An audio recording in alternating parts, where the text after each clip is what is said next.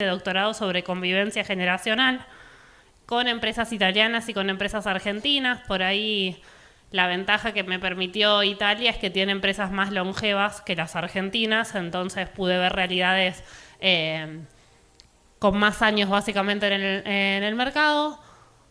Soy mamá, tengo una nena que se llama Josefina, tiene 6 años. Ese es el Instagram mío profesional, Pyme Familiares. Ahí quiero hacer una aclaración, es la primera vez que visito esta zona, con lo cual, si alguno entra después y ve un video que cree que estoy hablando de su hermano, de su padre o de su amigo, no los conozco. ¿Sí? Son realidades que nos tocan de todas las empresas. Bueno, después le van a quedar mis datos de contacto. Antes de arrancar, quiero hacer una sola pregunta que es, en base a los conocimientos que tengan, a la experiencia que vayan teniendo ustedes en sus empresas familiares, quiero que me levante la mano quién, al hablar o al escuchar el término convivencia generacional, lo asocia más a un problema que a una oportunidad. Levante la mano quién creen hoy que estamos hablando de un problema. Primero con problema. Libre, no los están filmando ustedes, chicos, me están filmando a mí nada más. ¿Quién está convencido de que es una oportunidad? Y hay varios que están en un ni, o sea, no, ni uno ni el otro. Bueno, sobre eso voy a trabajar hoy.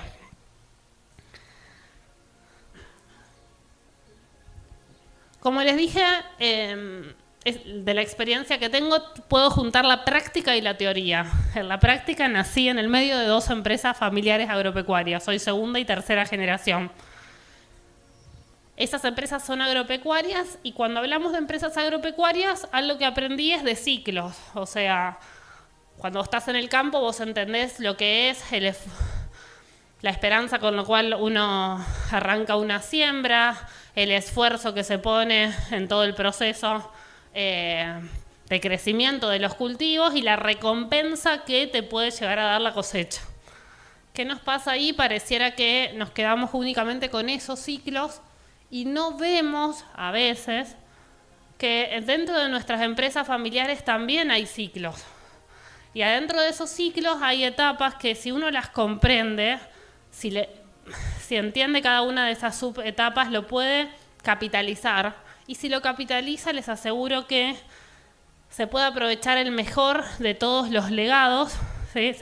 La mayor ventaja, digamos, de esa cosecha que va a ser el traspaso del legado.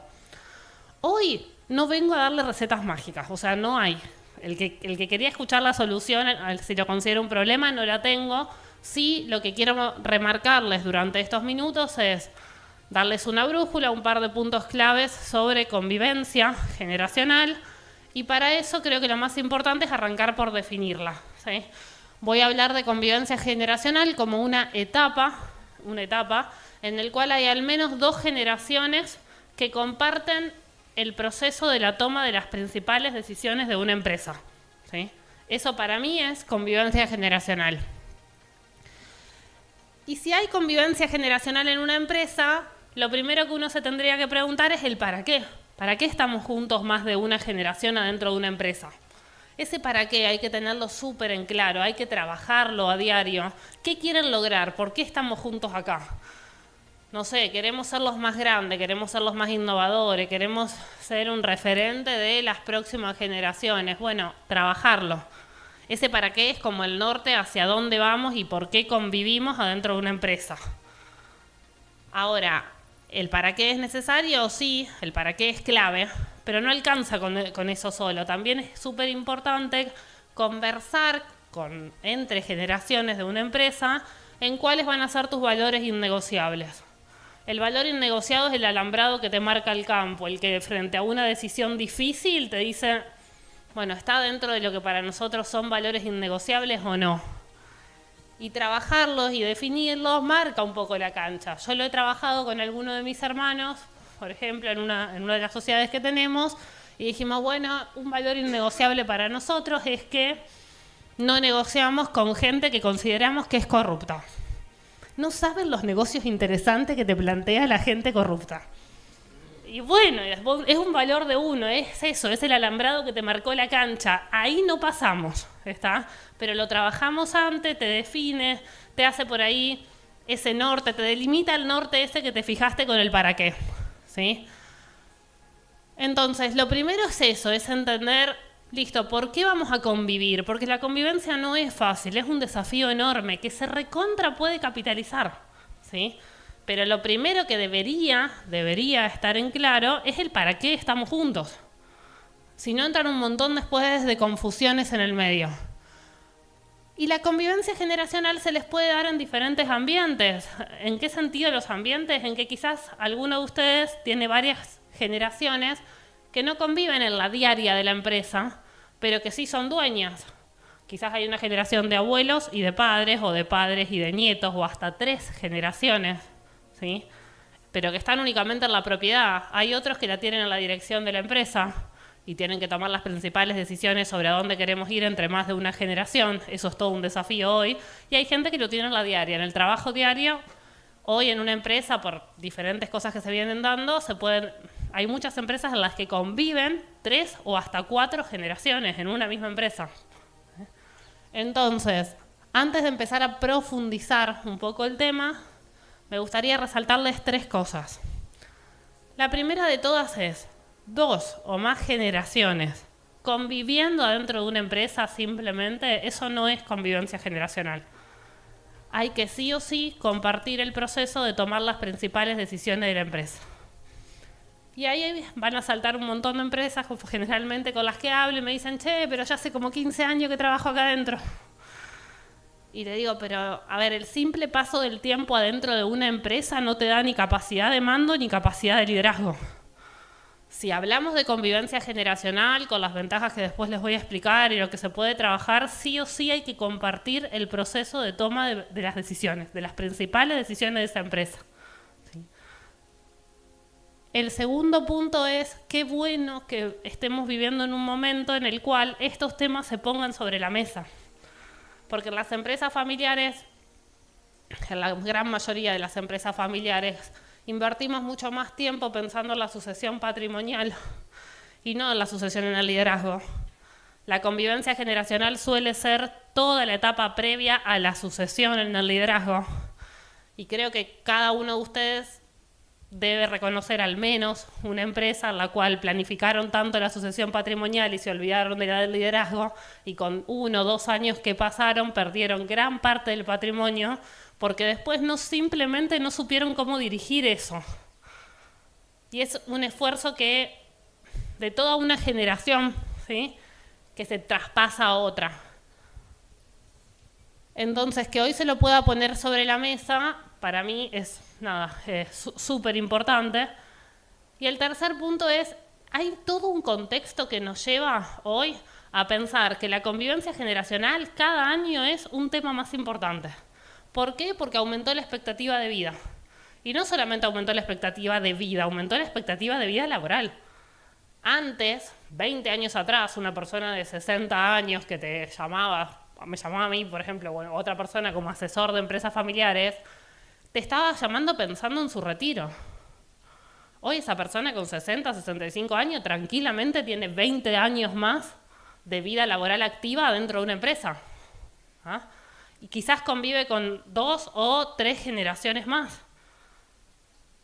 Hoy la expectativa de vida cambió, hoy cambió también, pero cambiaron las familias y nosotros somos familias empresarias. En Argentina en este momento hay casi el mismo número de nacimientos que de defunciones por año. Hay un 25% de hogares que son unipersonales. Hay un 57% de hogares en los cuales no hay menores de 18 años.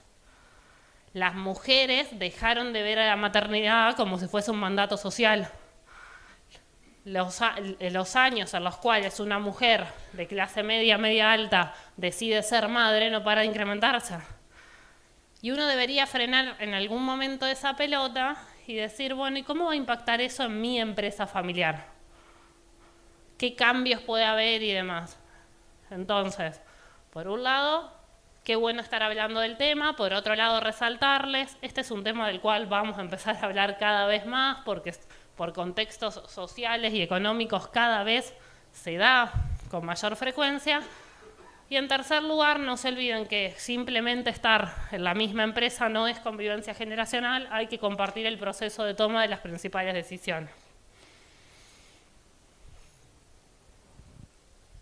Y ahora lo que les quiero hablar es de quiénes para mí son los principales protagonistas de la convivencia generacional y qué desafíos tiene cada uno. El primero, indiscutido, rol número 1, es la persona que se retira o la generación mayor. Si no hay predisposición de esa generación a afrontar un periodo de convivencia generacional, no le digo que no se puede hacer, pero es algo muy, muy difícil. Y ahí, cuando te encontrás con generaciones, me pasó hace poco trabajando con 2 empresas en las cuales los que me convocaron fueron ellos, o sea, por separado, la generación que se está por ir, me dice, che, quiero que me ayudes con tal cosa. Mi primera reacción es mi mayor admiración, o sea, para mí es la gente con la que más me gusta trabajar. ¿Por qué? Porque sé que el mayor desafío se lo lleva a esa generación. El mayor esfuerzo, el arranque. ¿Por qué? Porque es un momento difícil. Hay que definir un montón de cosas, hay 1.000.000 de emociones en el medio.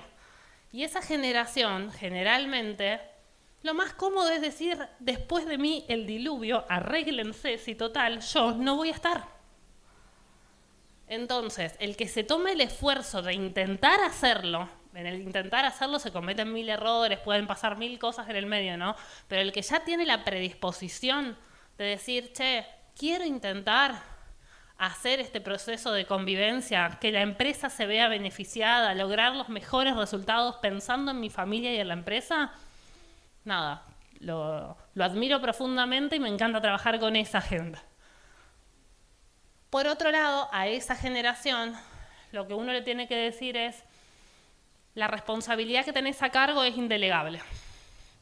Yo entiendo que es una generación que tiene 1.000 cosas para hacer, como lo tenemos todos, que están metidos en un montón de proyectos, pero ser protagonista de un proceso de convivencia generacional no se lo podés delegar a nadie porque pasa mucho por realizar un buen proceso de delega, de responsabilidades y de tareas que vos sabés. Y es una generación que tiene un montón de conocimiento intuitivo. Y ahora vamos con otra pregunta. ¿Quién cree que el conocimiento intuitivo es bueno o es malo? ¿Qué problema tiene el conocimiento intuitivo?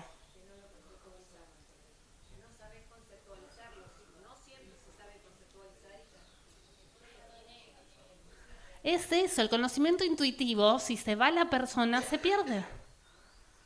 Y hablamos de la intuición de experto, ¿no? Porque no es la intuición que yo te puedo decir que capaz que mañana llueve, que ojalá que no, ¿no? Pero no, hablemos de la intuición de experto. Yo siempre lo intento bajar a tierra y pienso en el médico que vos vas, te ve y sabe lo que tenés. Después se lo manda a testear con 1.000 análisis, pero te ve y lo sabe. Vos decís, esa intuición, que es intuición de experto en realidad, es buenísima. El problema es que no se hereda. Y uno tiene que hacer, o sea, mi trabajo en muchas de esas empresas es profesionalizar los procesos, es bajar esa intuición a procesos más analíticos. ¿Para qué? Para que toda la empresa después lo pueda aprovechar. Pero acá también tenemos que resaltar que es difícil no ser egoístas para una generación. O sea, hay una generación que disfruta ver que los hijos no están a la altura. Es decir, ay, no son como yo. Y no van a ser como vos, pero se tienen que adaptar a una empresa que vos diseñaste, que vos no hiciste un proceso de convivencia adecuado, que no se pudo traspasar lo que se tenía que traspasar. Entonces, si llegara a fracasar después, la responsabilidad ¿es responsabilidad de quién? Y queda bastante en juego. Los segundos principales protagonistas son él o los sucesores. Acá puede haber una variedad de opciones, o sea, puede haber una sola persona de la generación mayor o más que convivan con uno o más generaciones de abajo. Y acá el tema de los sucesores es el siguiente. El sucesor, en la mayoría de los casos, si estamos hablando de sucesores, estamos pensando en una empresa que pasa de un propietario a una sociedad de hermanos o a un consorcio de primos o que hereda un socio externo quizás. ¿Pero qué tiene el sucesor? El sucesor no eligió los socios. Le tocaron. En la gran mayoría de los casos le tocaron. Entonces, el sucesor está en una posición de ese cono invertido que yo pongo ahí. ¿Por qué? Porque tiene un cono para arriba, que son todos sus socios con los que se tiene que poner de acuerdo en qué vamos a producir, con qué nivel de riesgo, a dónde, Pero no alcanza con eso, tiene una pirámide abajo, la empresa.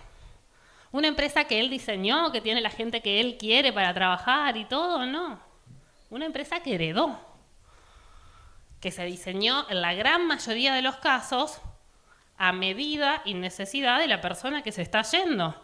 Porque levánteme la mano si alguien conoce alguna empresa que hayan llamado a un consultor para ver, che, qué puestos vamos a tener que ocupar, qué profesional llamamos y demás.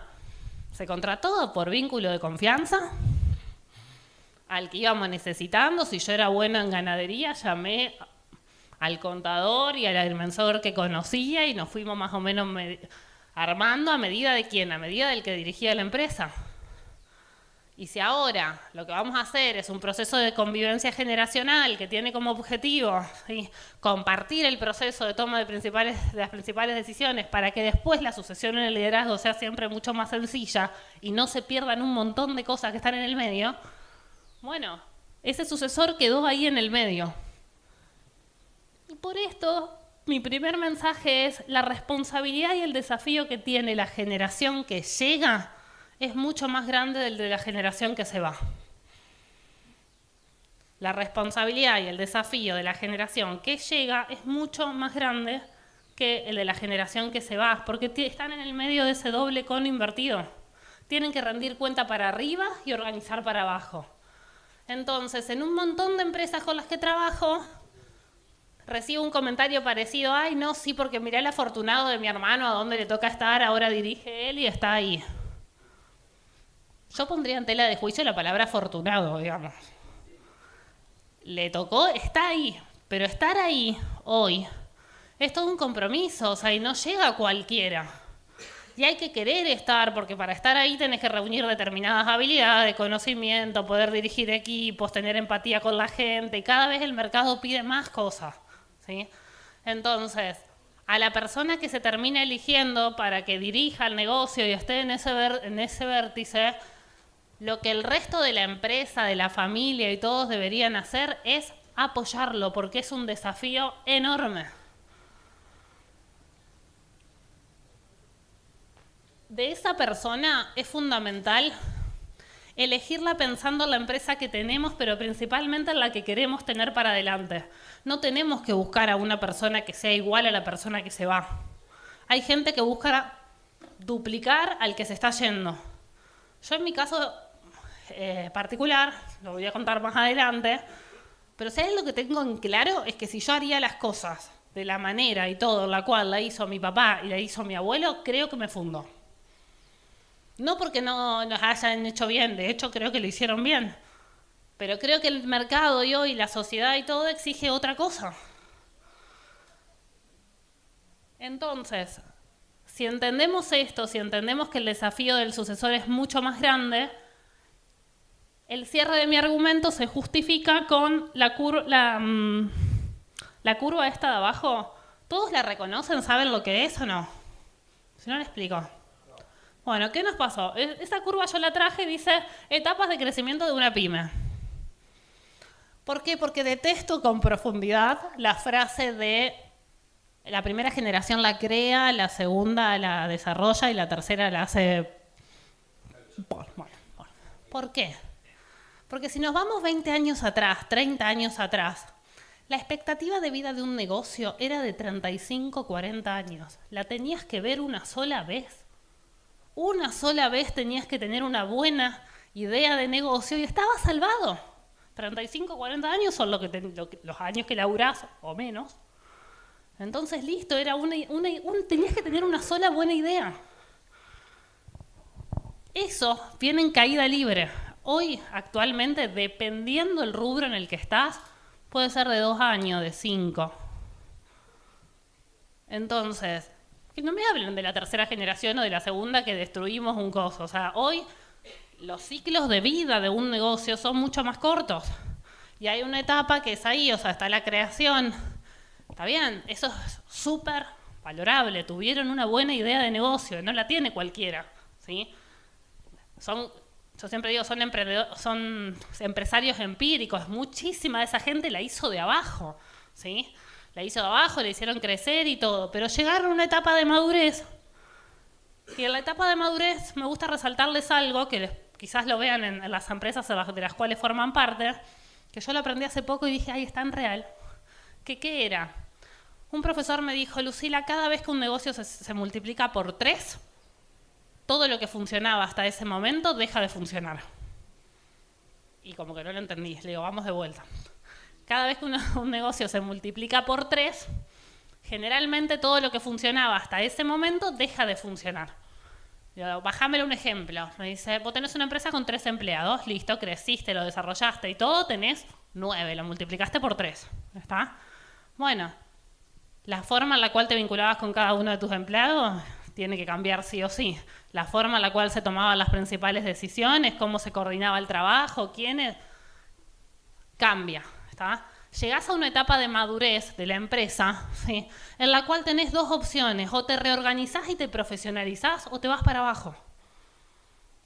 Y eso es un sentimiento con el cual hoy me encuentro en un montón de empresas que en realidad me llaman y me dicen eso, che, me di cuenta que llegamos hasta acá, o sea, no podemos incorporar una actividad más porque o nos reorganizamos y lo hacemos en forma diferente o este es el tope. Es una etapa de eso, o sea, creciste, llegaste hasta un nivel madurez y tenés que decidir qué vas a hacer.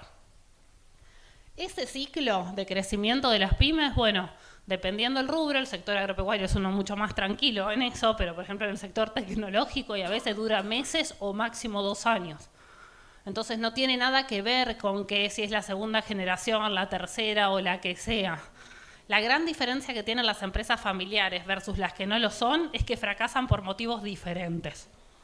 ¿Sí? Pero no es que la empresa familiar tiene una tasa de fracaso más alta a la empresa que no sea familiar. Tiene problemas distintos. Entonces, a esta situación de un sucesor que se tiene que hacer cargo de los socios que generalmente no eligió, de una estructura de abajo que generalmente tampoco formó, se le suma que está en un mundo, en un negocio con un ciclo de vida que cada vez es de menor cantidad de tiempo y requiere un mayor trabajo y una mayor coordinación de esfuerzos.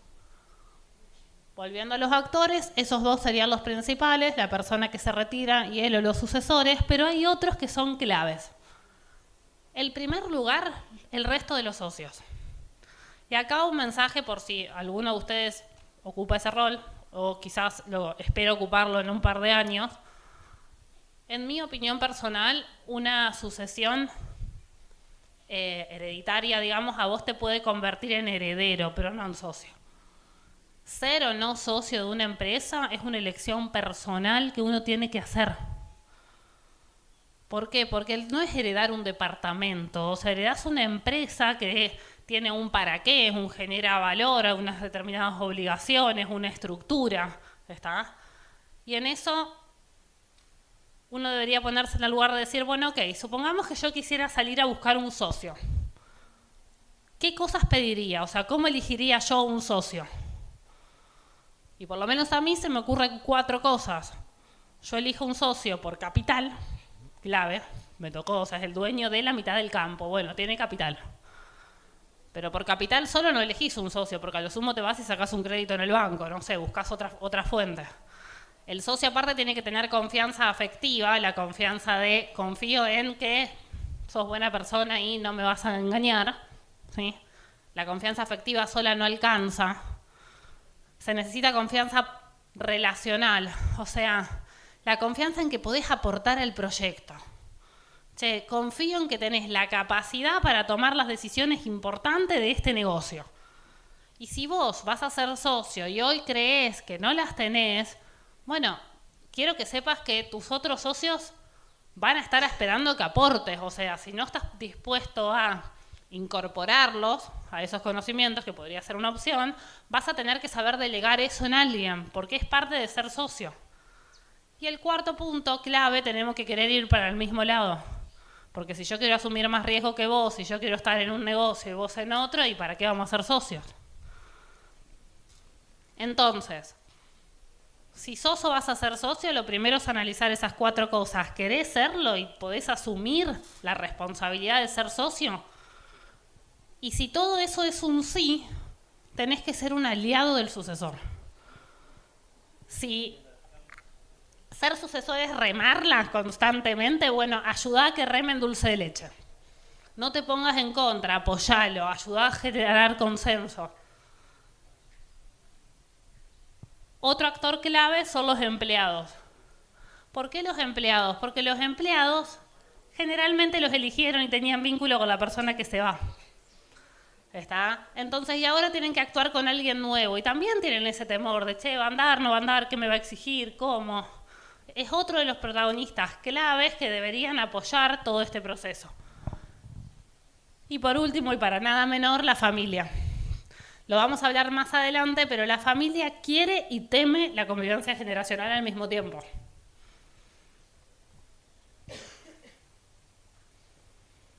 Luego de hablar de los principales protagonistas, yo les traje 4 de las que yo considero que son claves de éxito para un periodo de convivencia generacional. El primero de todo, y va en primer lugar, hay que tener ganas, deseo de participar y un objetivo en común. ¿Ah? Llegamos acá, tenemos que tener un para qué y tenemos que saber que ese para qué es más importante de lo que yo quiero y de lo que la otra generación quiere. ¿Está? ¿Por qué llegamos a este periodo de convivencia generacional? Para potenciarnos y construir una empresa familiar que sea sostenible en el tiempo.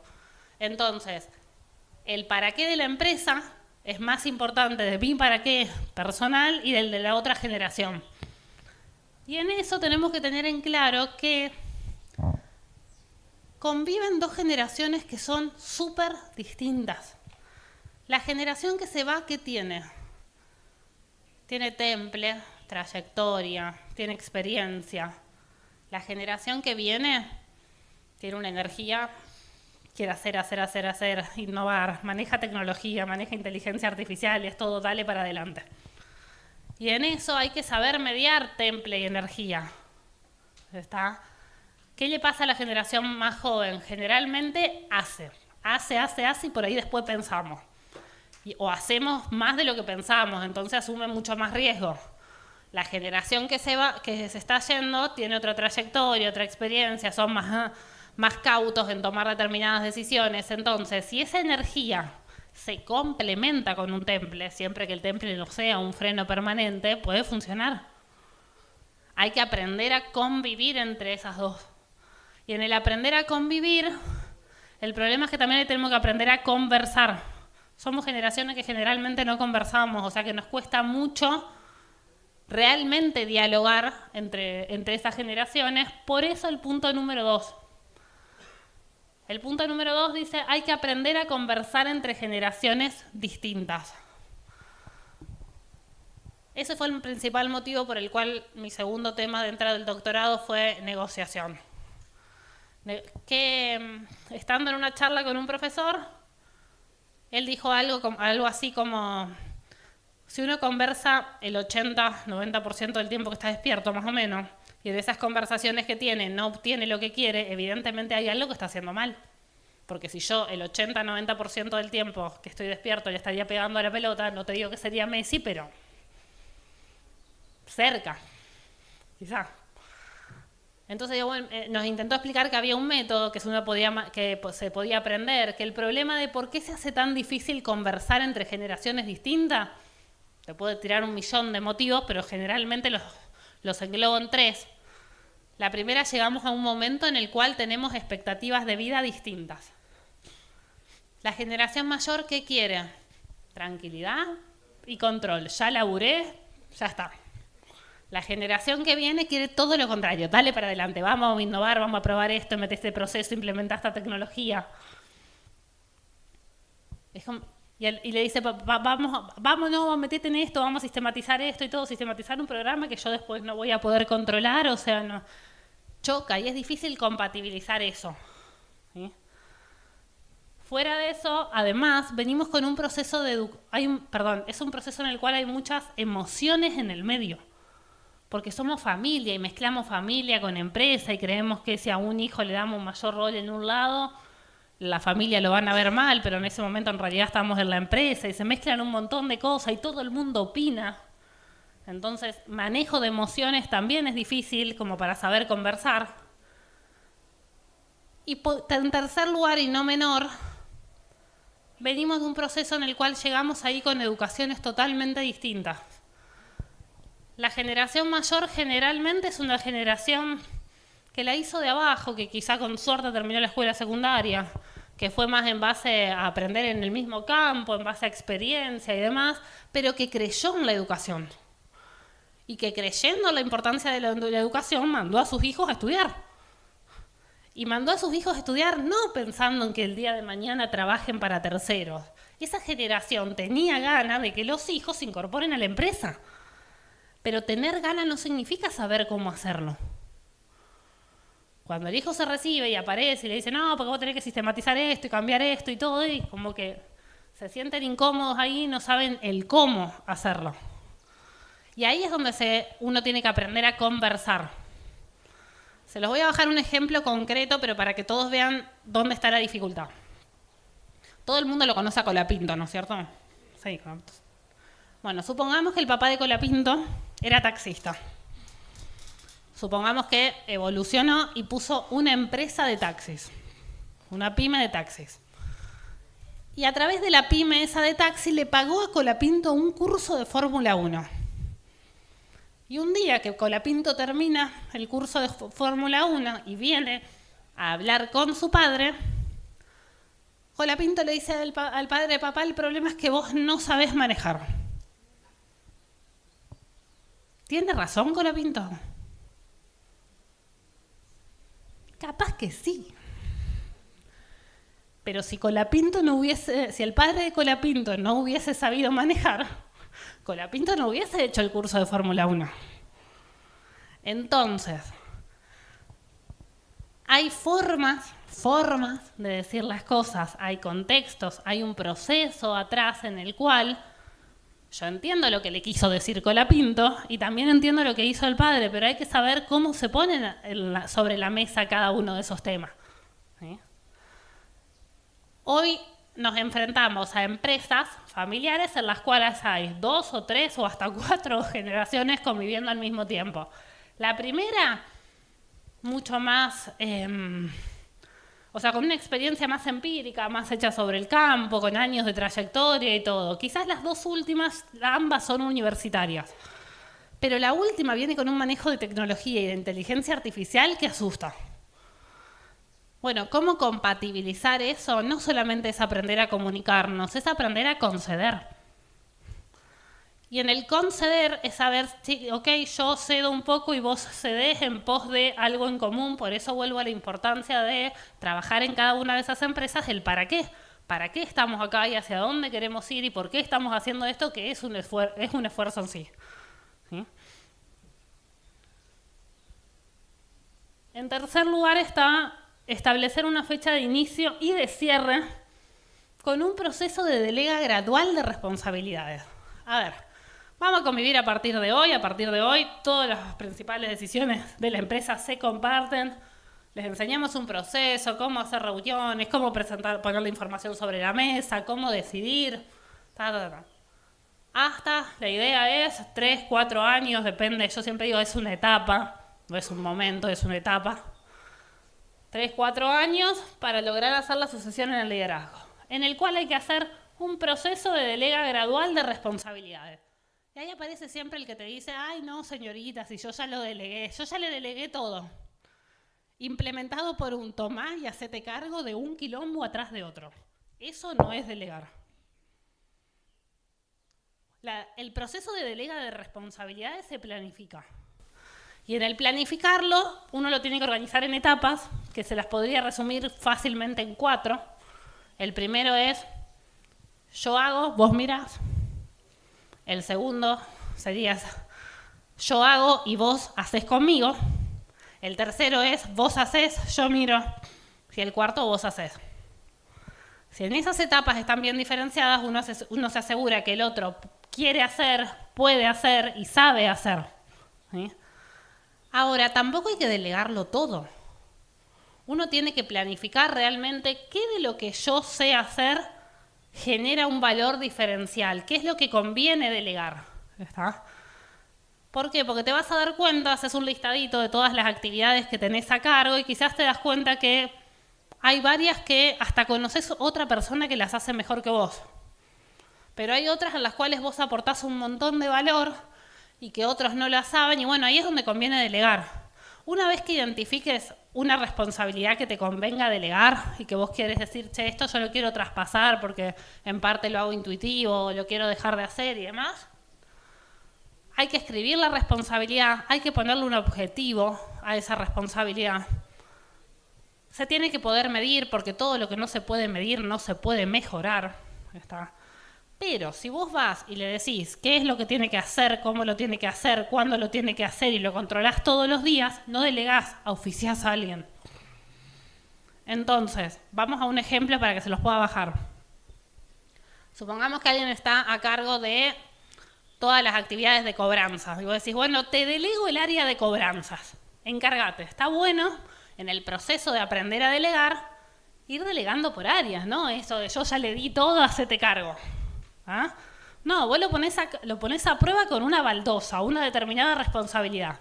Te delego cobranzas. ¿Cuál es el objetivo? El promedio de facturación te tiene que dar, el promedio de cobranza te tiene que dar 45 días. Acá en esta empresa se cobra a 45 días. Listo, le dijiste qué, le dispusiste el objetivo, es medible, le decís, mirá, ahora estamos en el objetivo, estamos en 45 días, vuelvo dentro de un mes. Vos no podés venir a las 48 horas y encontrarle que a uno le cobró a 60 días, ¿entendés? Eso no se puede hacer. ¿Por qué? Porque tenés que darle cierta cintura a la persona que se queda.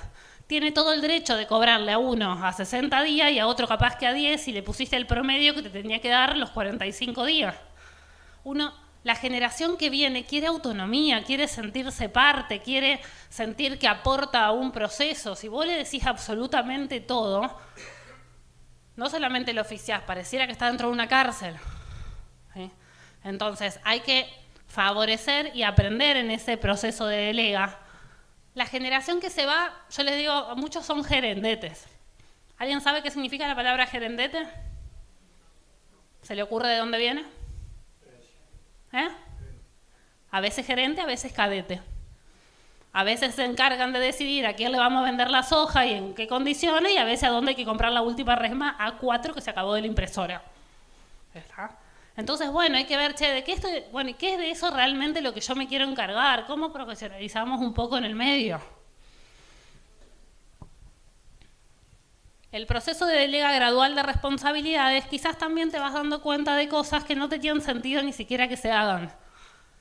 Que eso no, y bueno, vas como reorganizando tu mismo organigrama de qué es lo que realmente vale la pena hacer y cuáles serían las principales responsabilidades a cargo del sucesor. Porque muchas veces uno se guardó responsabilidades porque le gustaba eso. Y por último, y no menor ni menos importante que todo lo anterior, hay que definir el próximo rol de la generación que actualmente está al mando de la empresa. ¿Cuál es la gran ventaja en las empresas familiares? Que no te jubilan, no te están mandando a sentarte al sillón de tu casa. ¿Está? ¿Por qué? Porque esa generación con la que vos hablás ama lo que hace, ama el campo y te dicen, señora, mis amigas, acá me van a sacar con los pies para adelante. Y está perfecto. ¿Por qué? Porque la sucesión simplemente es dejar el rol de máxima responsabilidad adentro de la empresa, pero no dejar la empresa. Si uno se siente útil, si de ahí es donde le gusta aportar y todo, si realmente el objetivo de tu vida es que te saquen con eso, con los pies para adelante, y ojalá así sea. Pero la verdad es que creo que todos podemos compartir hoy que liderar una empresa hoy te implica ser especialista en casi todo, más o menos, y que hay veces que tenés determinados conocimientos o de tecnología o de uso o cansancio mismo de la actividad que ya no tenés ganas, o que quizás por fin tenés la bendita oportunidad de empezar a dedicarte a esas cosas que antes no se podía. Hace poco me decía un gerente que al revés lo había hecho y lo había hecho bien. Me dice, ¿sabes lo que hace? Que yo estoy esperando poder analizar otros negocios. Me dice, ahora ya está, le pasé todo a mis 2 hijos y yo me dedico a eso. ¿Entendés? Dejé la orquesta permanente por ser compositor, la miro desde arriba, veo a dónde conviene, empiezo a hacer un poco más de número, hablo con gente, estudio nuevos negocios, antes no podía. Otra cosa que es una alternativa es empezar a bajar el conocimiento intuitivo que tienen, educar a las próximas generaciones. A las próximas generaciones hay que venderles la empresa. Si realmente el sueño de ustedes es que esas generaciones decidan incorporarse, si lo ven como una obligación, parecería como un casamiento en la India, ¿tá? O sea, si desde que nacen, ay no, sí, porque vos el día de mañana tenés que venir y dedicarte acá, está difícil que quieran. Donde lo ve como una obligación, no, porque si no estás vos no hay nadie. No, o sea, uno se la tendría que vender desde el entusiasmo, desde mostrarle, en el caso nuestro, de mostrarle el campo, el valor que genera, las familias con las cuales trabajamos, y ser consciente de eso cada vez que uno se levanta. Porque hace poco estaba trabajando para otra empresa que era un comercio grande, que era una sociedad de 3 hermanos, y yo me daba cuenta de eso, que la generación, la de más abajo, no quería la empresa. No se veían trabajando ahí, no entendía bien por qué primero. Pero después conversando un poco, viendo las dinámicas adentro, claro, hoy que estaba la segunda generación, que ya eran hermanos, uno de los hermanos cada vez que llegaba el mediodía a la casa, cada vez, lo primero que hacía era criticar al inútil del otro hermano. Y no, porque no sirve para esto, y encima me metió la pata acá, y perdimos tanta plata acá, y eso lo escuchaban los hijos y la mujer. Hijos y tu mujer que vos soñás que el día de mañana se quieran incorporar y que no lo estás haciendo conscientemente a eso. No es que estás pensando en eso, pero es lo que escuchan a diario. Si en la diaria no tenés tiempo nunca para nada, siempre llegás cansado y todo, porque esa también, ¿qué me dicen? Me dicen, pero escuchá, me dicen, nosotros nos hacían lo mismo de chiquito, mi papá trabajaba todo el día. Llegaba un ratito nomás a la noche y estaba ahí con nosotros y yo nunca sentí que a mí me faltó mi papá. Sí, le digo, pero el poco tiempo que estaba tu papá ahí en la empresa, en tu casa, realmente estaba con vos. Mi viejo se ponía a cocinar y yo sabía que en ese momento nos estaba escuchando, viendo qué nos pasaba, qué sé yo. Ahora estamos y no estamos porque estamos con el teléfono trabajando. Es como que estar ahí con tus hijos te incomoda. Entonces vos en teoría después querés que tus hijos sí se quieran incorporar a la empresa. ¿En serio? Por eso les digo que hay que venderle la empresa a los hijos, ¿sí? que se quieran incorporar en esa empresa. Y en todo este proceso nos pasa algo que tiene que ver con, sobre todo con el segundo punto, con el tema de aprender a conversar entre generaciones distintas. Blanqueemos entre todo que le tenemos miedo a la convivencia. Y que todos le tienen miedo. Es algo que quieren todos, pero que le temen todos. Arranquemos de a uno. La generación que se va, ¿por qué le tiene miedo? ¿Qué se les ocurre?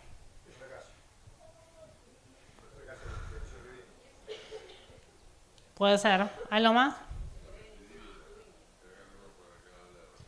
Que agarre alguno para acá, que es justo el que yo elegí, y mirá si los otros que me van a decir. Y compartir un proceso decisorio es una generación que rara vez compartió una decisión con nadie. Que decidían en base a ellos solos. Y que cuando escuchan un comentario de un hijo, que me pasó hace poco, que un hijo le dijo, che, papá, ¿me podés explicar por qué tomaste tal decisión? Que se la preguntó bien, el hijo estaba intentando entender una decisión. El padre se sintió incómodo, como que si lo estuviesen auditando.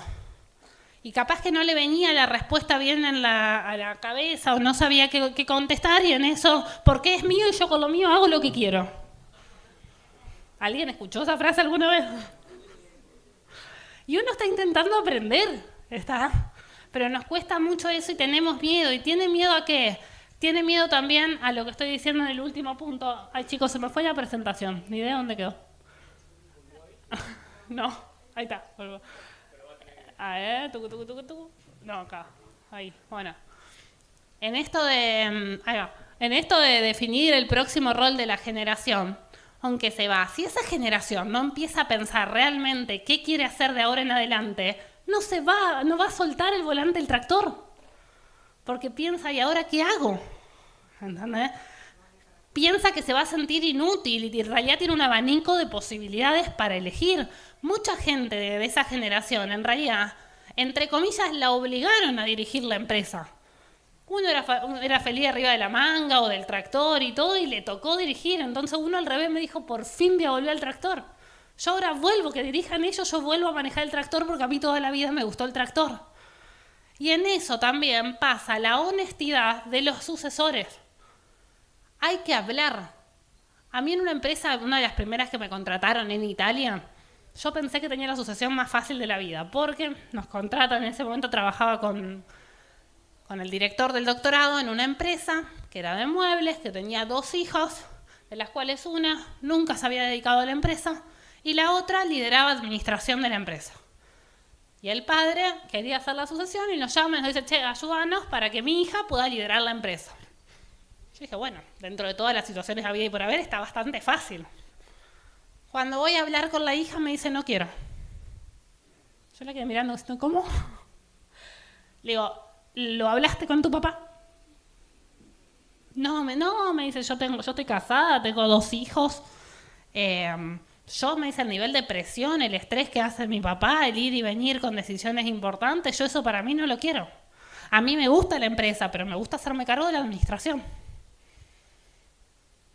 Era una conversación que había que ponerla sobre la mesa antes, porque ahí tuvimos que trabajar con las expectativas de un padre que se imaginaba el control de la empresa de una hija, que no iba a suceder. Hay que salir a buscar a alguien de afuera para que lidere el negocio, hay que ayudar a los hijos a que sean simplemente socios y aprendan a controlar eso de afuera y hacer todo un proceso por una conversación que debería haber sucedido antes, pero que todo el mundo le teme a esa conversación. Por eso vuelvo al tema de los miedos.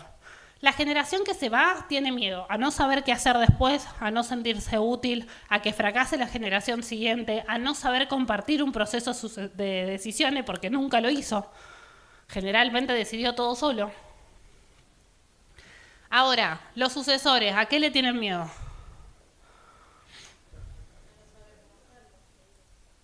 A no estar a la altura. ¿Ay, qué va a decir mi hermano si me sale mal? ¿Me entendés? ¿Cómo voy a manejar ese cono invertido? Tampoco es fácil. La familia, una vez no saben el temor con el que hablé con una mujer de un propietario que estaban planificando esta sucesión y me dice, jurame que no va a volver 10 horas al sillón de mi casa. Me hizo reír, te juro, porque yo digo, pobre mujer, si toda la vida había estado en el campo y lo veía 2 horas por día, ella se lo imaginaba todo el tiempo dentro de la casa.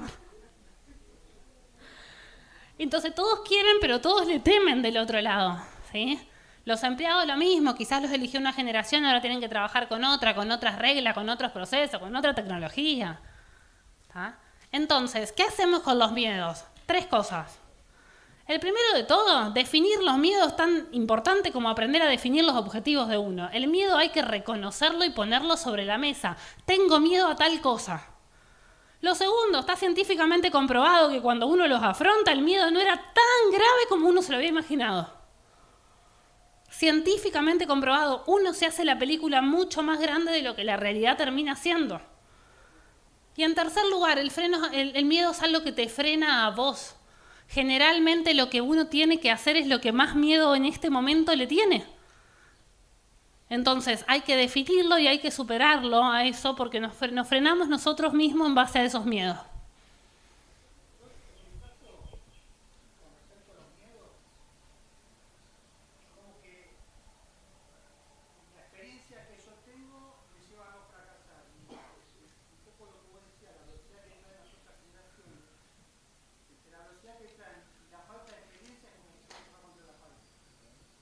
Bueno, ahí por eso digo yo que lo mejor es la convivencia, pero aprendiendo. ¿Tá? No es cambiarlo todo, pero tampoco dejar todo como está.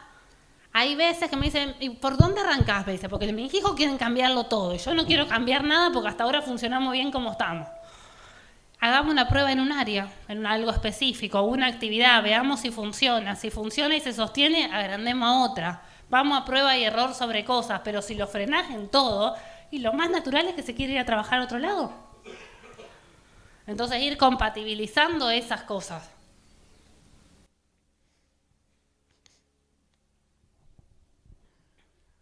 Ahora les traje 2 grandes anécdotas. Lucila, discúlpame, te podemos, para ordenar un poco la sala, ¿te podemos seguir haciendo interrupciones o preferís todas las preguntas al final? termino esta, que es una anécdota de lo mismo, y ahí abrimos a preguntas y después cierro. Ok. Estas 2 frases que les traje para mí me marcaron un montón. Antes de eso, les voy a cerrar algo y les voy a contar algo personal de acá. En la última, definir el rol de la generación que actualmente está. Yo les dije que venía de 2 empresas familiares. En la empresa familiar de mi mamá, mi abuelo era abogado porque fue lo que le tocó ser, porque él quería ser ingeniero, pero bueno, ganó una beca, no tenía posibilidad de elegir en ese momento, ganó una beca, fue abogado, todo lo que ganó de abogacía lo invierte en campo, crea una empresa agropecuaria, todo. Yo lo consideré el libro gordo de Petete. Yo me recibí con el mejor promedio de la facultad sin haber buscado nunca una palabra en el diccionario. Yo tenía plan de empresa con él, yo lo llamaba por teléfono. Yo le decía, explícame tal cosa, contame tal cosa, todo, y yo aprendía. Y un día, cuando estaba haciendo este doctorado en Italia, del cual él me incentivó a que yo me vaya y lo haga y todo, compró un campo que era un espanto. O sea, era un campo que era una cañada cerrada, en un camino re difícil de llegar, no había luz, los alambrados estaban hechos miércoles. O sea, aparte de barato, ¿viste cuando vos lo analizás de 1000 áreas y vos decís, ¿qué estás haciendo? O sea, ¿qué ves vos que yo no veo? Como para no hacer la pregunta tan directa, lo fui a hablar con mis hermanos primero. Y le digo, che, ¿qué está haciendo? Ninguno lo veía, o sea, nadie sabía por qué había comprado ese campo. Entonces dije, bueno, se lo voy a ir a preguntar directamente. Digo, che, yo quiero entender por qué compraste ese campo. Y él agarró y me dijo, Lucila, me dijo, vos no tenés ni idea lo que es lo que estás estudiando, eso de aprender a delegar. Delegarle a tus hijos, la educación más cara de la vida es la de los hijos. Que aprendan a hacer sus propios errores, que vos darle lo tuyo para que los otros lo gestionen. Me cuesta un montón, entonces yo compré esto para entretenerme. Porque si con la experiencia que yo tengo y los años y todo, no logro yo hacer negocio de esto, ¿quién lo va a hacer? Este es mi entretenimiento, me dijo, esta es mi última gran pasión. Y yo le dije, cierra. O sea, entendí la decisión, entendí por qué lo había hecho. Era buscar algo que te motive, que todo, que te permita soltar, porque veía la necesidad de soltar y de aprender a delegar y de aprender a compartir decisiones. Y en el aprender a compartir decisiones es terminar admitiendo que lo que vos digas de palabra santa es un voto más. Y a los que son hijos, que de hecho mi mamá me acompañó y todo está acá presente, ¿qué hacía mi mamá? Mi mamá en la sociedad de hermanos que tenía, en esto de aprender a hacer reuniones de equipo y demás, o sea, para tomar decisiones, votaba lo que votaba el padre. Porque él ya veía la empresa como la que era del padre. ¿Está? No tenía el conocimiento suficiente para tener un voto propio. Mi mamá es abogada, ¿y qué hacía? Iba a la reunión, se sentaba y todo como si yo vine. Bueno, hay que votar, votemos lo que vota papá, y ella levantaba la mano. Mis abuelos fallecieron en un accidente después y tuvo que ejercer el voto propio. Y ¿saben una cosa? La confianza a los hermanos no se hereda. Esa confianza que vos le tenías en tu viejo no se hereda directamente y se la tenés a tus hermanos. Y tus hermanos mismos te piden que votes. Porque eso también es tuyo. En eso está que es importante todo esto de la convivencia generacional, organizarlo realmente con tiempo y que funcione y planificarlo y ser parte. Porque esa persona después, el que sea sucesor, el que sí dirija y todo, no va a querer decidir por la parte tuya, quiere que le aportes valor. Quiere esa confianza relacional que yo les hablé antes.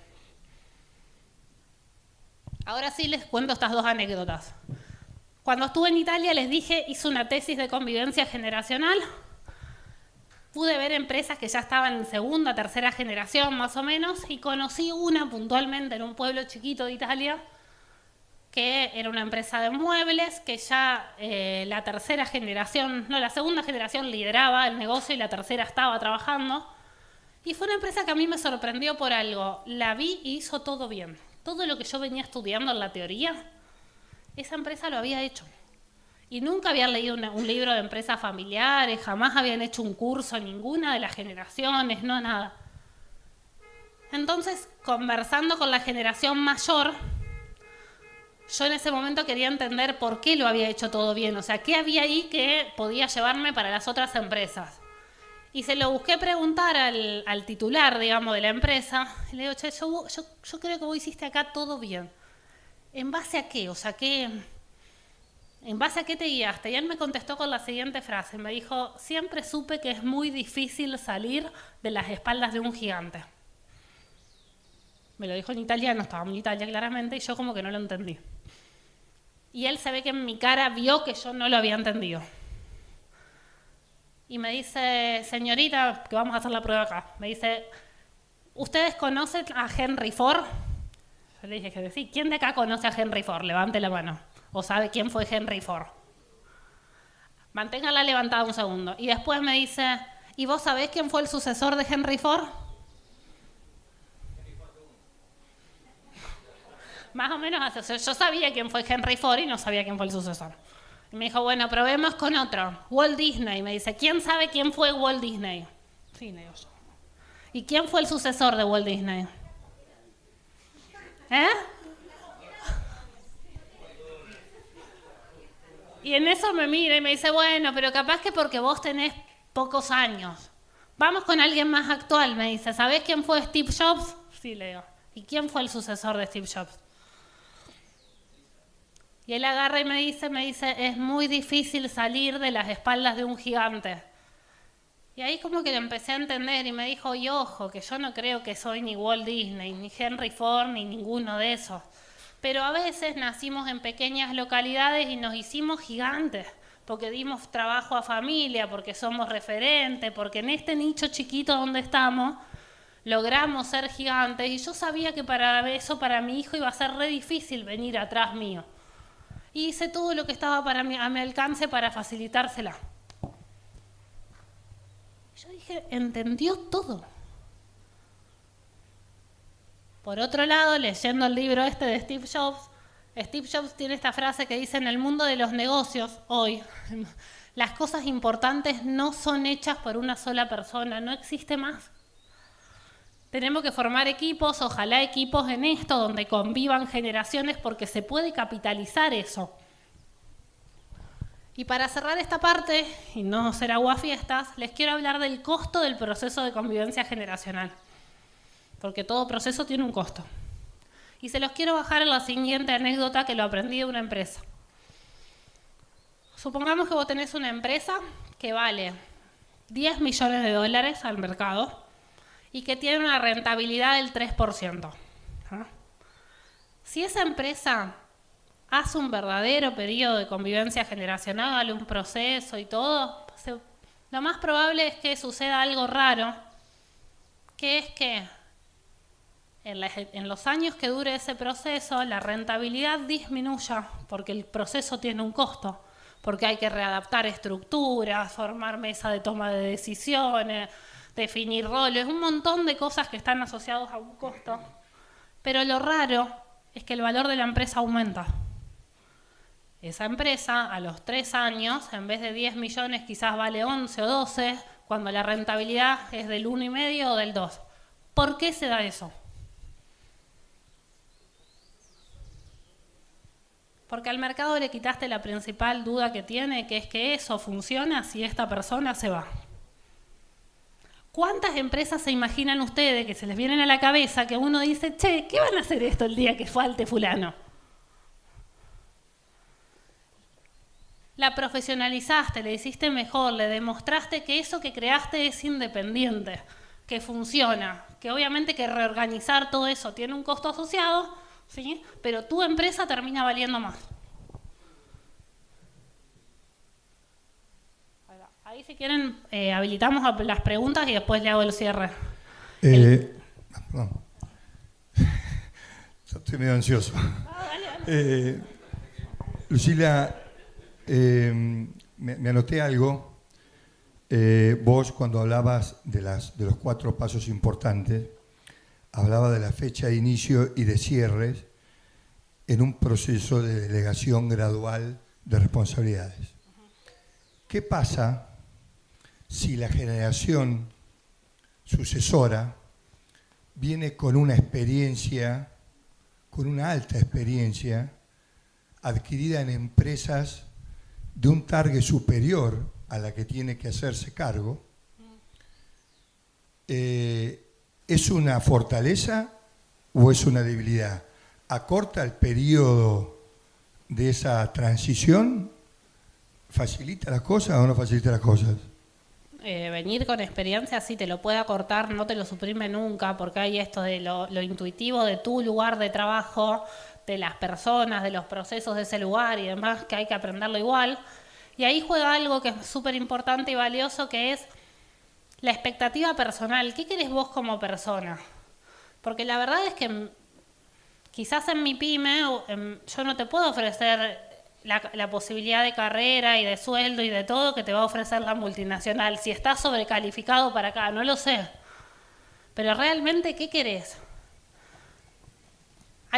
Por eso también uno tiene que analizar mucho el para qué individual de uno, qué quiero yo para mi vida y el para qué de la empresa. A mí me pasa mucho con mi hermano, que él gerencia una de las empresas y me dice, el otro día le digo, bueno, pero podemos empezar invirtiendo acá y hacer tal y tal cosa. Y me dice, ¿y eso lo va a gerenciar quién?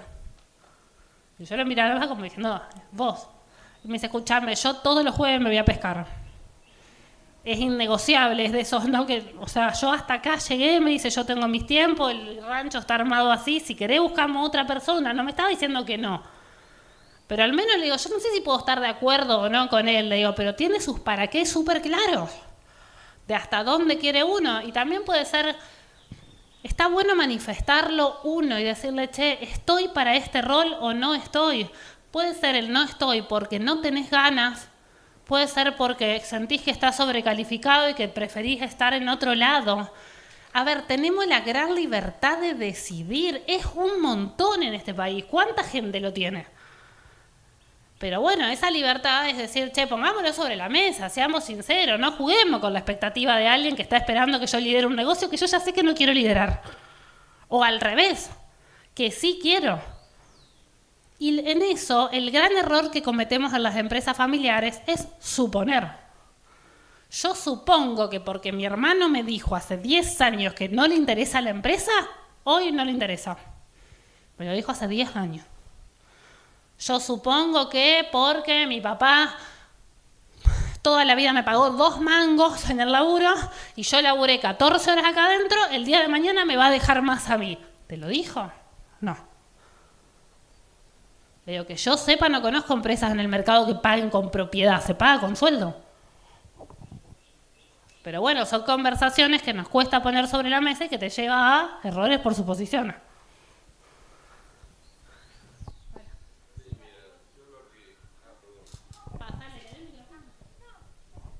Hola. Así te escucha el resto. Gracias. Lucila, habías dicho que los herederos no necesariamente serán los socios, ¿no?, de la empresa. En el caso que sí quieran ser socios, ¿habría lugar para 3, para 4, para 5 en el lugar donde había 1?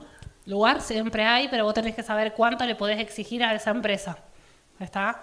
Y para eso hay que tener en cuenta qué es la empresa, cuánto vale, y en el rol de socio, bueno, saber qué te van a exigir por ser socio, ¿entendés? Que vas a tener que decidir, no es mucho, no es que para ser socio de un campo vos necesitas ser ingeniero agrónomo o veterinario, pero tenés que saber opinar sobre en qué negocio sí, en qué negocio no, hasta dónde nos endeudamos, cuándo nos reunimos a tomar determinadas decisiones, o sea, la macro de la empresa y la tenés que tener. Y si no la tenés, y bueno, tenés que decirle, mirá, le delego esa parte a fulano y fulano opina por mí. Pero te tenés que hacer responsable de las principales decisiones, sí. Entonces, perdón, en este proceso de convivencia habría que estar ya todos decididos si quieren o no ser socios en un futuro para ser parte de. Mira, el campo tiene una gran ventaja. ¿Que cuál es? Vos podés alquilar tu parte.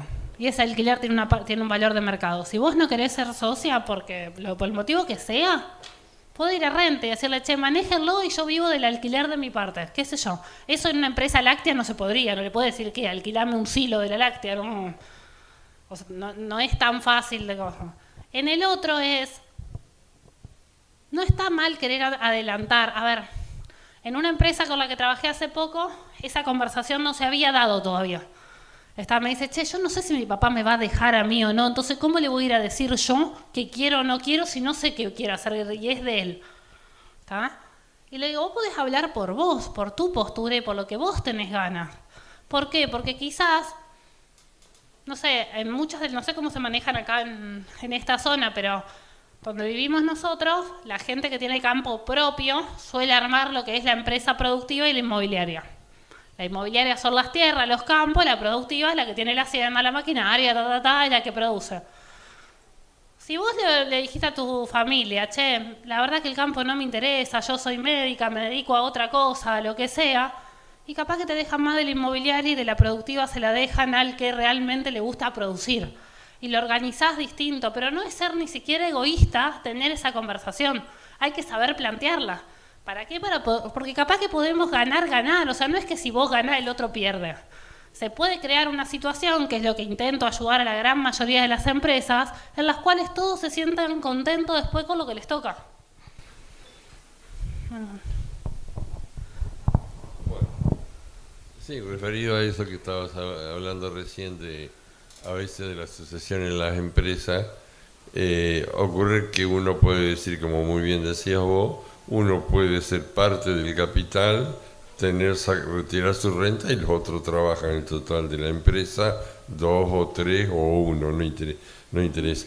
Lo que ocurre a veces también que yo de lo que vos venías hablando al principio, yo creo que lo primero que nos tenemos que dar cuenta de quién fue el originador de la empresa y cada uno de los que siguen hacia abajo y qué condiciones tienen para manejar esa empresa y si realmente se quieren incorporar en esa empresa.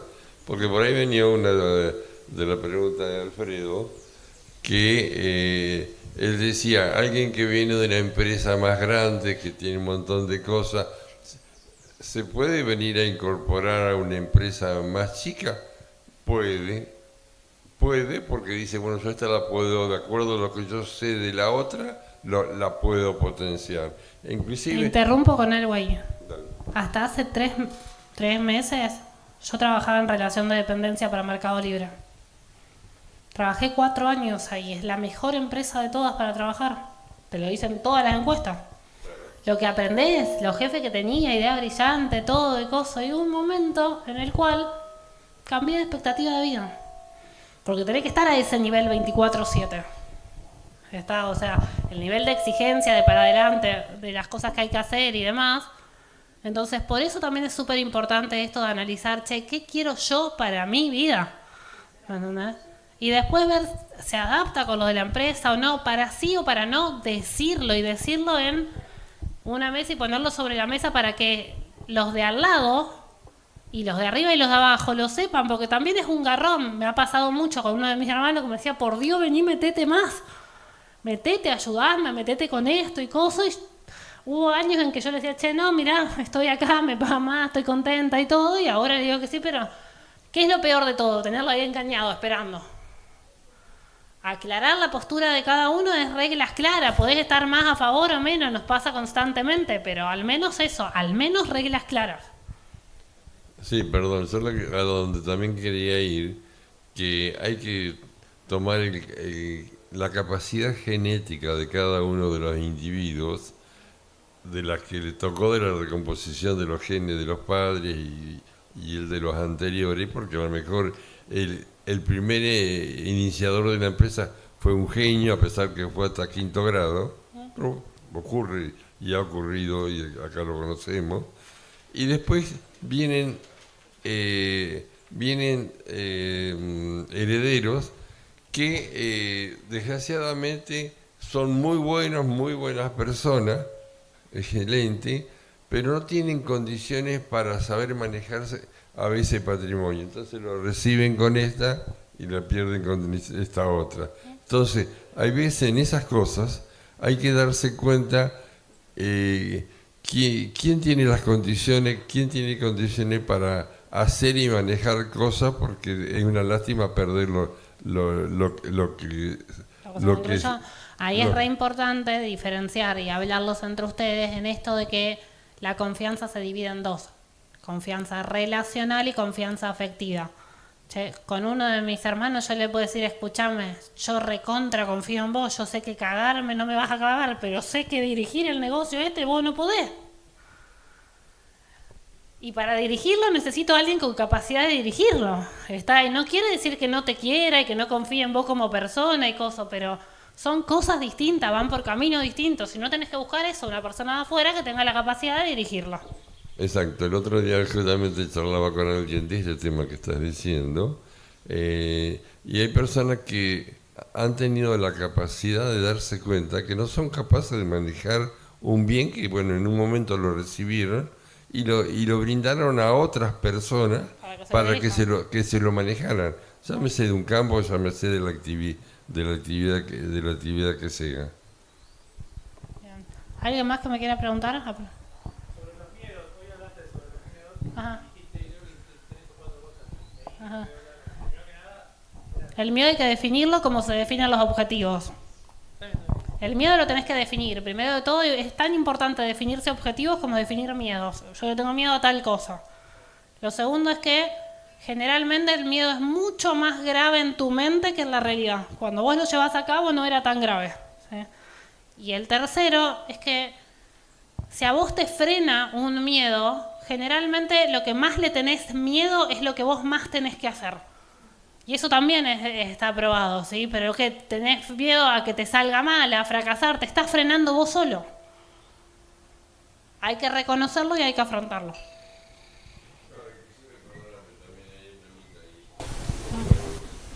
Cuando uno está arriba y tiene las capas sucesorias, a veces uno ve las condiciones de cada uno de los que lo van a continuar, ¿verdad?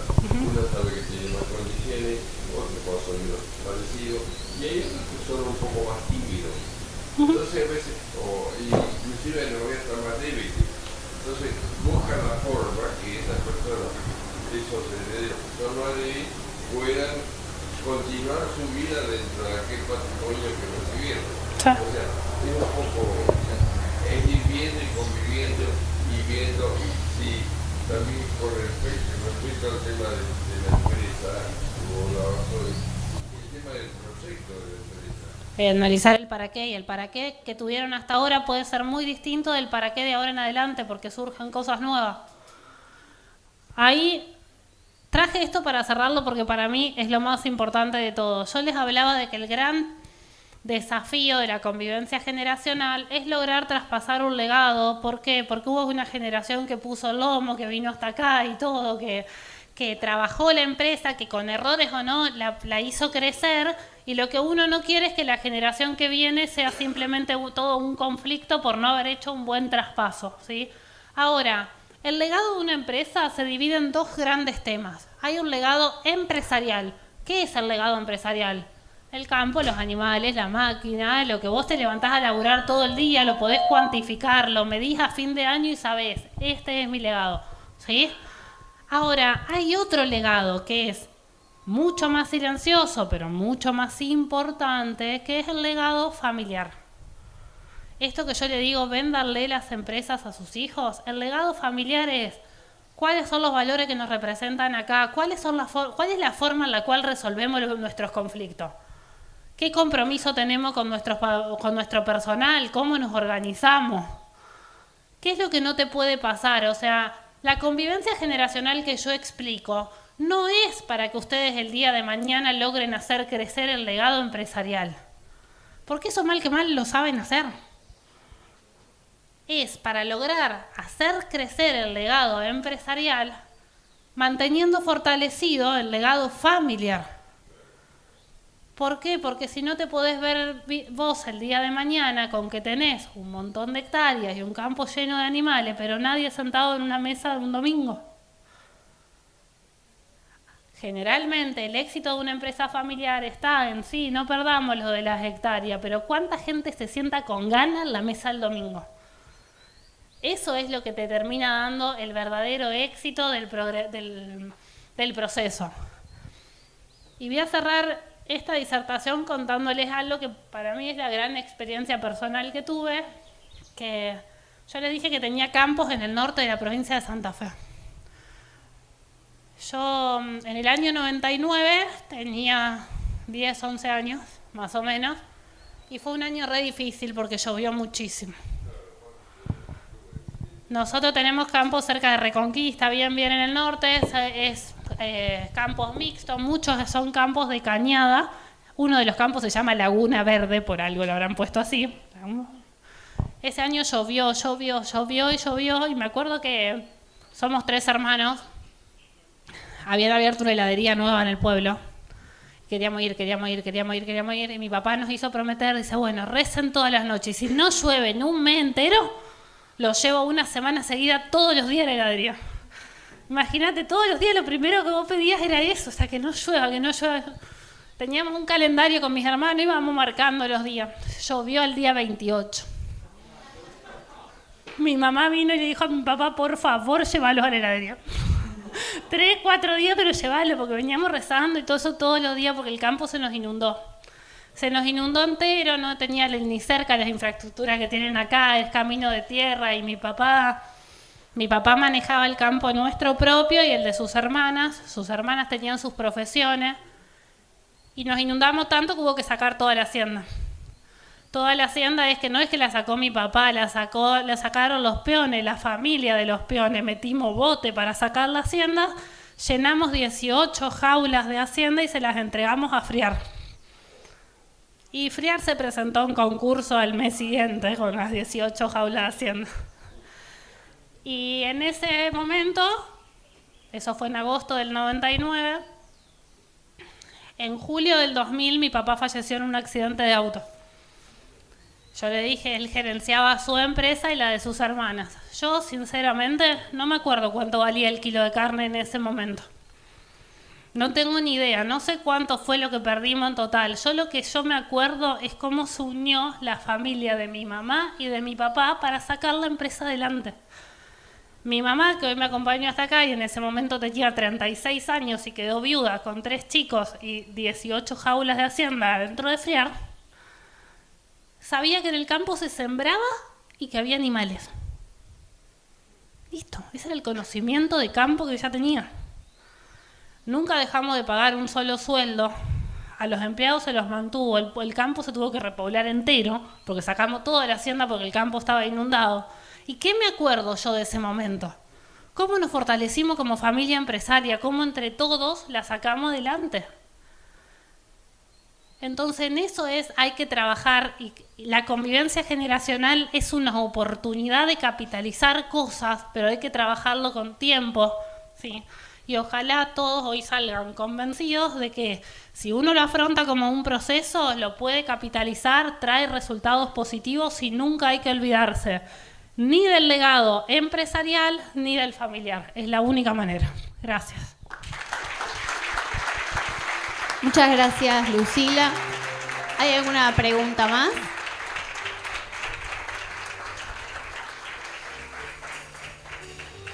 ¿Alguno me quiere preguntar algo de cualquier tema? Si no está relacionado con convivencia, no importa, aprovecho. Alfredo. Meta.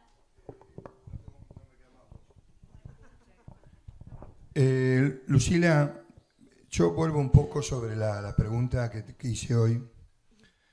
Normalmente uno como padre de familia, donde tiene sus hijos, cada padre va detectando sus fortalezas, va detectando sus habilidades, va hablando con sus hijos a ver quién quiere quedarse, quién no, quién quiere irse fuera del país, quién se quiere quedar acá, porque ya no solamente el límite del potrero alcanza, sino también que aquel que se puede ir se va. Entonces yo digo, a mí me preocupa cuál es la lectura que hay que hacer cuando uno trata de incorporar un sucesor que acaba de salir de una universidad con 0 experiencia. A mí me parece que esa transición se debería hacer mucho más larga y por larga es riesgosa. No sé si compartís y qué devolución me podés hacer. Ahí quiero resaltar 2 cosas que nos pasan. dentro de los cambios demográficos que estamos viviendo, nos pasa esto de que quizás creo que el promedio de vida, no el promedio de vida, pero los años en los cuales una mujer de clase media tiene su primer hijo está arriba de los 30. Bueno, hagamos matemática. A los 18 te recibís de la escuela, más 5 o 6 al menos de la universidad, ponele que tenga, si hiciste las cosas así bien, 25. Si yo tenía 30, a los 55, si no hizo una experiencia afuera ni nada, a los 55 míos recién se está incorporando a la empresa. Es matemática eso, ¿sí? Ahí tendríamos que empezar el proceso de convivencia generacional. Por eso muchas empresas desde la teoría te dicen, no, sí, pero vamos a poner un protocolo familiar, en ese protocolo vamos a decir que tenga tantos años de experiencia afuera, que después se incorpore, que todo. Digo, matemáticamente no te da. Llega tarde. ¿Ah? Y en el llega tarde no es que llega porque la persona va a fallecer o algo, porque la expectativa de vida creció un montón también, pero quizás tenés que hacer un traspaso generacional intermedio, tenés que buscar a alguien. También tuve el caso muy relacionado con lo que vos me decís, Alfredo. Conocí una empresa que nadie quería suceder. No, todos les gustaba y todos trabajaban en la empresa. Yo pensé que iba a tener el problema inverso. ¿Ah? Yo llegué a una empresa en la cual había 3 hermanos, que era la segunda generación, que para no discutir entre ellos se dividieron la empresa en 3 áreas. Uno era gerente comercial, otro era gerente administrativo y otro manejaba toda la parte de producción y demás. Los roles estaban re claros. ¿Qué pasó? ¿Qué fue lo peculiar de esa empresa? Los hermanos me convocan, estos 3, y me dicen, che, en 3 años nos vamos los 3. Bueno, ok, le digo, toda empresa necesita alguien, una figura visible que lo lidere. Cuando voy a la generación de abajo, dicen, no, nadie. Suceder a 3, es difícil suceder a 1. Imagínate, me dice, ¿quién va a querer ocupar el rol que encabecen 3? Entonces, ¿qué fue lo que terminaron haciendo? Dice, todos estaban contentos en la empresa, todo, pero nadie quería ese rol. Se lo dieron a alguien con trayectoria y todo dentro de la empresa, pero intermedio, de una generación entre los que eran nietos y los que eran hijos. ¿Está? ¿Para qué? Para algo transitorio, 5, 10 años, que lidere, que tenga una mirada distinta y todo, mientras la familia sigue organizando. No hay una solución mágica que yo te digo, tenés que aplicar esto. Hay que analizar qué familia tenés, quiénes están adentro de la empresa y a qué aspira cada uno de los que están adentro de la empresa, y después también a qué aspirás como empresa en sí.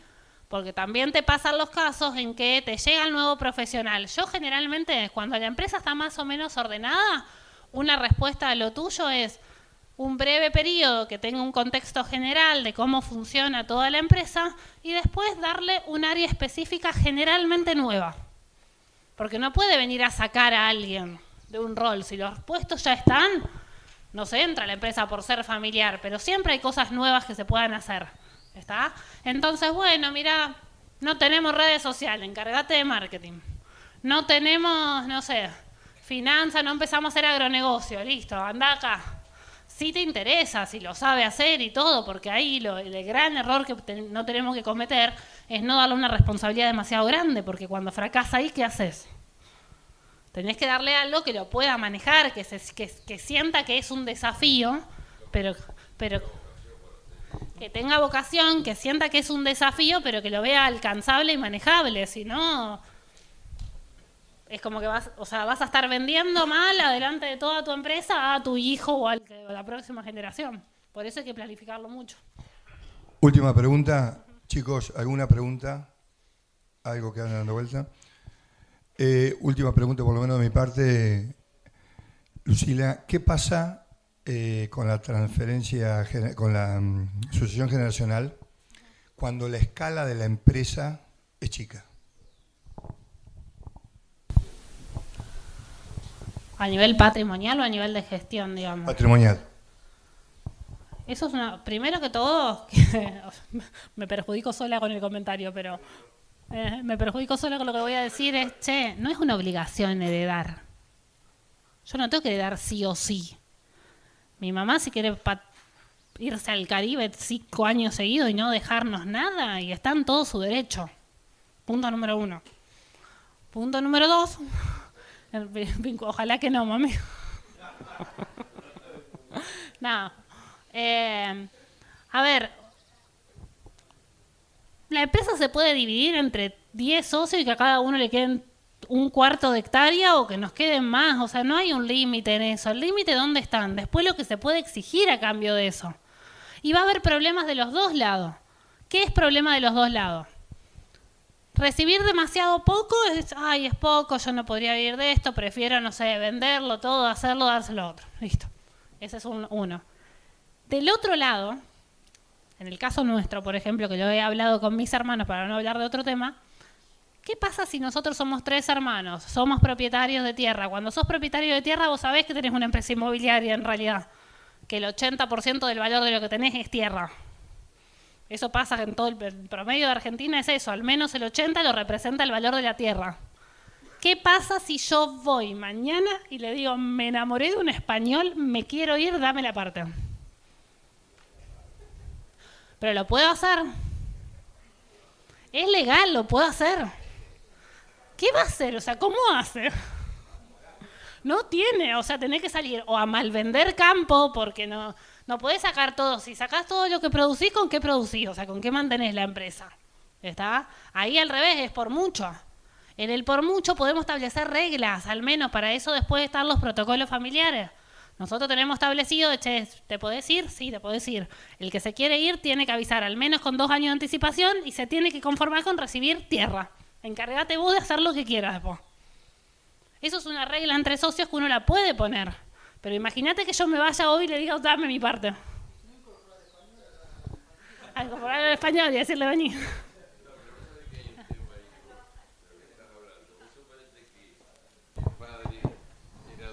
De 1000 hectáreas, vamos a poner un número no tan grande.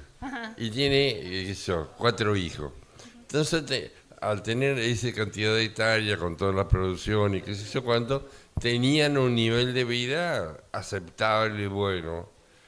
Ahora, ¿qué ocurre? Después que los padres desaparecen, cada uno le queda un cuarto y quieren seguir viviendo al mismo nivel que venían antes. Pero bueno, ya sabés que eso no se puede en realidad. No, porque a veces es una de las cosas que pasa que la gente no se dan cuenta de que esas cosas pasan, ¿no? Y también te conviene tener la conversación a tiempo de esto porque si yo tengo una buena relación, sería mucho más fructífero en ese caso alquilarle mi parte a la misma empresa que salir a venderla a otro y que sea un puchito y que me la paguen menos y todo porque comunidad productiva no funciona, porque estamos en un todo integrado y demás.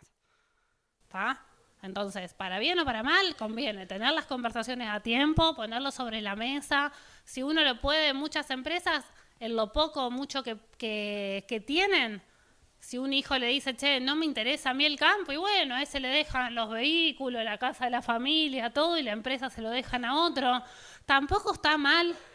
En una empresa que asesoré hace muy poquito, se dio algo particular que yo dije, para mí estuvo bien después que los hijos mediten. El señor tenía únicamente 2 hijos, ¿sí? Una era psicóloga o psicopedagoga, algo de eso, no le interesaba para nada el campo. El otro era veterinario, hacía 1000 años que laburaba en el campo.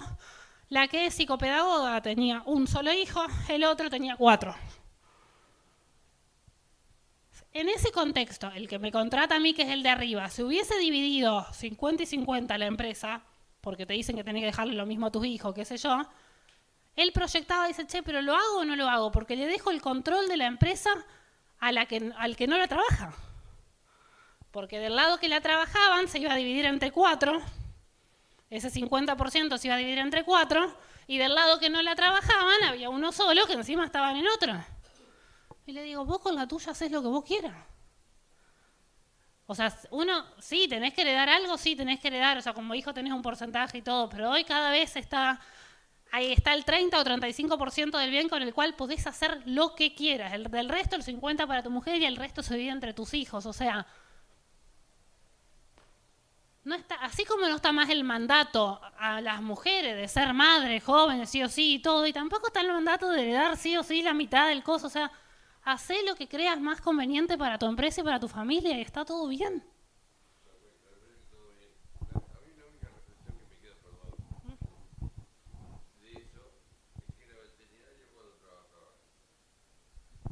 cuándo? Hay gente, che, 4 ya. Bueno, muchas gracias. Bueno, muchas gracias. Bueno, muchas gracias. Bueno, muchas gracias. Bueno, muchas gracias. Bueno, muchas gracias.